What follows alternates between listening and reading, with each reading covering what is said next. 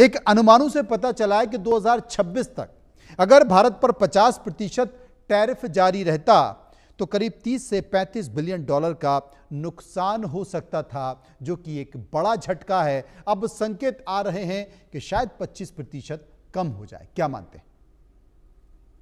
नमस्कार मनोज, जी आपको और इंडिया न्यूज के सभी दर्शकों को मेरा अभिनंदन। देखिए, नमस्कार। अगर ये पहले ही आपका पहला सवाल, अगर ये 25% हटता है हम्म। तो उससे कितना फर्क पड़ेगा, तो इसके पीछे की थोड़ी सी हम गणित समझ लें। जी। जो डोनाल्ड ट्रंप साहब ने पूरी दुनिया के ऊपर टैरिफ लगाए हैं, उसकी मैंने जितने देशों पर लगाए उसकी मैंने एवरेज निकाली।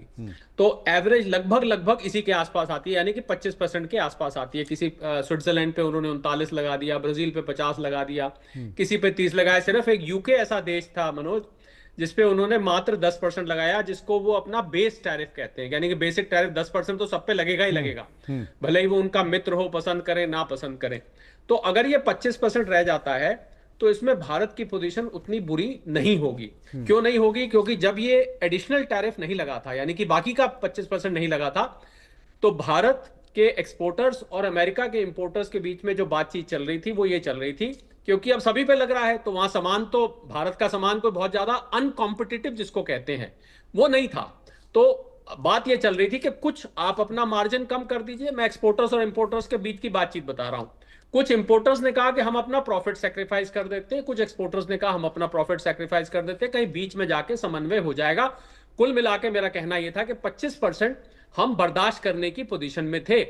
परिस्थिति बिगड़ी, जिसका आपने जिक्र किया कि 30 से 35%, बल्कि ये ज्यादा भी जा सकता है। ये इफेक्ट करीब 50 बिलियन तक भी जा सकता है अगर ये लगा रहता है तो।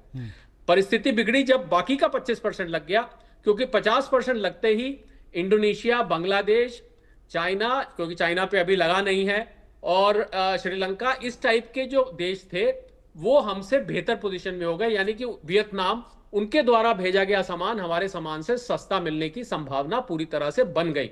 तो यानी कि ये दूसरे शब्दों में इसका मतलब था कि आप हमें एक्सपोर्ट मत करिए, क्योंकि अनकॉम्पिटेटिव हो गया। इसको हम अंग्रेजी में ट्रेड में यूज करते हैं एम्बार्गो। एक तरह से ट्रेड एम्बार्गो था ये, कि 50% पे आप सामान नहीं आएगा। अब इसके हटने से बहुत बड़ी राहत मिलेगी। और आपने दूसरी बात पूछी कि क्या जियोपॉलिटिकल कारण, इस पर मैं छोटी सी टिप्पणी जरूर करना चाहूंगा कि क्या वो जियोपॉलिटिकल, भारत का, भारतीय प्रधानमंत्री मोदी का एससीओ मीटिंग में जाना, रशिया और चाइना के साथ एक ही शॉट में, एक ही फ्रेम में दिखाई देना, मुझे लग रहा है वो बहुत बड़ा। क्योंकि ट्रंप साहब ने उस समय एक इमोशनल बात बोली।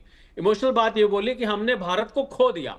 हम तो रोज गार्डन में घूमा करते थे, हमने भारत को खो दिया। ऐसा लगा उनको कि भारत उनके खेमे से निकल के, मैं इन्वर्टेड कॉमर्स में डाल रहा हूं, हालांकि भारत किसी खेमे में विश्वास नहीं रखता है। भारत एक नॉन अलाइंड देश है, 1-to-1 रिलेशनशिप हम रखते हैं। उनको लगा कि भारत अब रशिया और चाइना के खेमे में चला गया, और ये तो दशकों से हमारा दोस्त था, एक नेचुरल अलाई थे, एक दुनिया की सबसे बड़ी डेमोक्रेसी थी, एक दुनिया की सबसे पुरानी डेमोक्रेसी थी।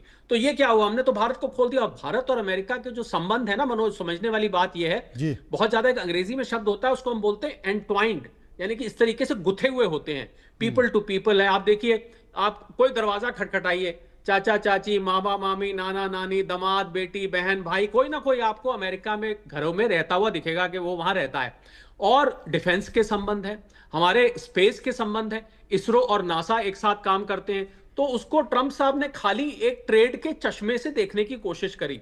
तो मुझे लगता है वो चश्मा बहुत लिमिटेड था, संबंध बहुत बड़े थे, और ट्रंप साहब को लगा कि मैंने अपना दोस्त खो दिया, और ऐसे खेमे में खो दिया जहां पर मुझे नहीं करना चाहिए था। तो जब नागेश्वरन साहब ने जो बात कही है जियोपॉलिटिकल की, मैं उससे बिल्कुल सहमत हूं। और पर मैं इसमें एक चीज जोड़ना चाहूंगा, इसमें आर्थिक कारण भी है। आर्थिक कारण मनोज ये है कि अमेरिका की जो आंतरिक आर्थिक परिस्थिति है वो बहुत अच्छी नहीं है। वहां पर बेरोजगारी की दर लगातार बढ़ रही है, वहां पर महंगाई बढ़नी शुरू हो गई। हालांकि फेड से उन्होंने जबरदस्ती कह के रेट कम करा लिए, 25 बेसिस पॉइंट। आपको पता होगा कल रात को निर्णय आया, तो क्योंकि प्रेशर था, जेरोम पावल जो वहां के फेड चेयरमैन है, हाँ। तो उन्होंने रेट जरूर कम करा लिए, पर महंगाई वहां पर बढ़ रही है। छोटे बिजनेसेस बंद हो रहे हैं, कॉस्ट ऑफ लिविंग महंगी होती जा रही है, घर किराए पे लेना है, रोजमर्रा का सामान खरीदना है, ये सब वहां पर बहुत महंगा होता जा रहा जी है। जी। तो कुल मिला के अमेरिका की जो जीडीपी है, और अमेरिका के ऊपर उधार मनोज 38 ट्रिलियन डॉलर का चढ़ गया है। ट्रंप साहब सोच रहे थे कि टैरिफ आएगा, मेरे पास बिलियन ट्रिलियन इकट्ठे हो जाएंगे, पर वो ये बात भूल गए कि अमेरिकी जनता को ये पैसा देना पड़ेगा, क्योंकि सामान महंगा होगा तो अमेरिकी जनता की जेब से बिल्कुल। जाएगा। तो मुझे लग रहा है जियो पॉलिटिकल, नागेश्वरन साहब को मैं सम्मान करता हूं, और उसमें मैं जियो इकोनॉमिक रीजंस भी जोड़ना चाहूंगा और आंतरिक आर्थिक रीजंस भी मैं जोड़ना चाहूंगा, और भारत से जो पुराने संबंध रहे हैं अमेरिका के, वो भी इसका एक कारण रहे। तभी वो भी इसका प्रधानमंत्री एक कारण रहे। मोदी को उनका बिल्कुल फोन आपने आया, सही कहा। उन्होंने ट्रुथ सोशल पर डाला। जी।